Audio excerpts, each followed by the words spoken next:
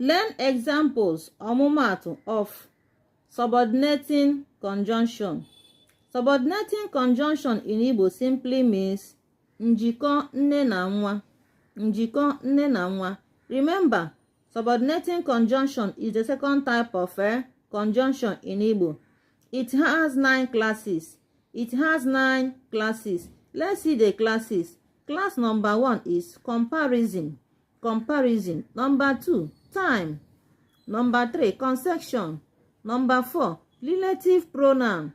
5, reason. 6, condition. 7, place. 8, relative adjective. And 9, manner. Let's see them in English. Comparison. It uses than. It is a kind of conjunction that uses than when you want to compare between two things, which one is better or which one is faster.